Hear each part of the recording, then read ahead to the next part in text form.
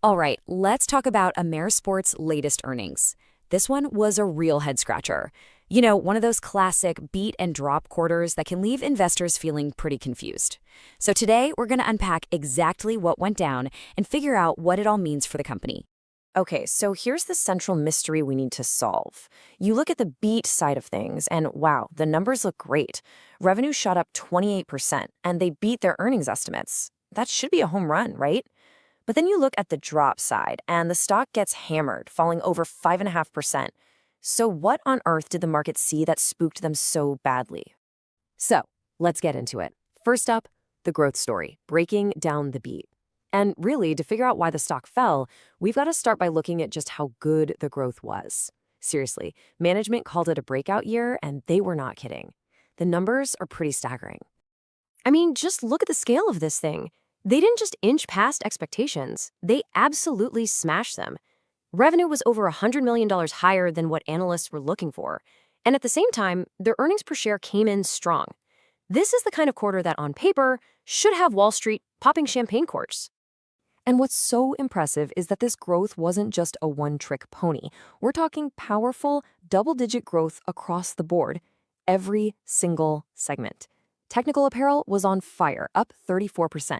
Outdoor performance was right there with it, up 29%. And hey, even the ball and racket division, which you'd think would be slower, grew by a very healthy 14%. This isn't just one part of the business doing well. The whole engine is humming. So who are the superstars driving this? Well, it's really two absolute powerhouses, Arc'teryx and Salomon. To give you some perspective, Salomon just crossed the $2 billion sales mark this year. That is huge.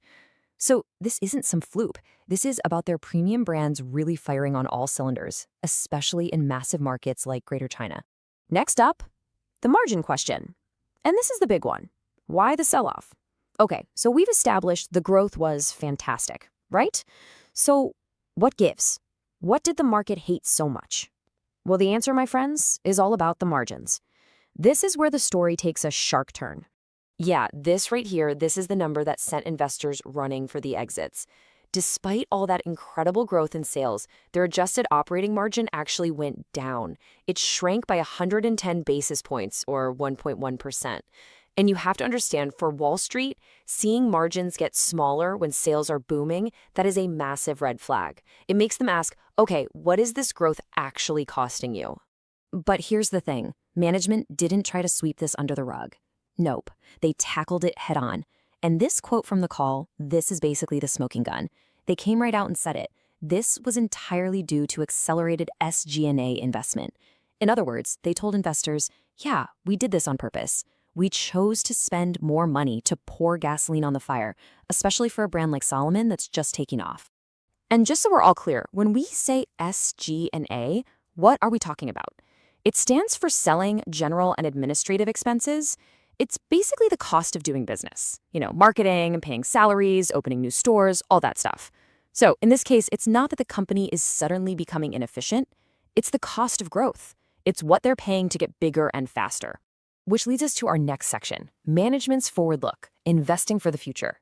So, okay, given the spending spree, what's the story management is telling investors? Well, they're basically framing it not as a problem, but as a strategic investment. It's like a down payment on becoming the undisputed leader in their space down the road. And you can see that strategy baked right into their official guidance. Just look at the revenue growth they're forecasting. Still incredibly strong, right? 22 to 24% for Q1. But then, look at the operating margin. It gets a little better, sure, but only a little. The message they're sending couldn't be clearer.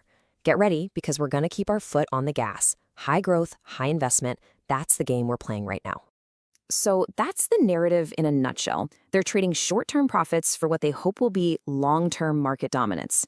It's a classic business school case study, really. The market freaked out about the immediate cost, but management is making a huge bet that the long-term prize is worth it. All right, let's move on to the next call, our take and the trade. So we've gone through the numbers, we've heard management's story. What's our verdict? What should we be watching for, and is there a way to play this? Here at Talk Tickers, our rating is outperform. We think the market got a little too hung up on the short-term margin hit. Honestly, it feels like an overreaction that's undervaluing just how incredibly powerful these brands, Arc'teryx and Salomon, really are. The growth story is just too strong to bet against right now. But let's be fair and look at both sides.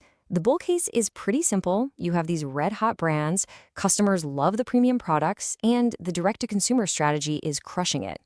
The bear case? Also pretty simple. All this spending is killing margins, and who knows when or even if it'll actually lead to higher profits. There's a real risk they spend all this money and don't get the return they're hoping for.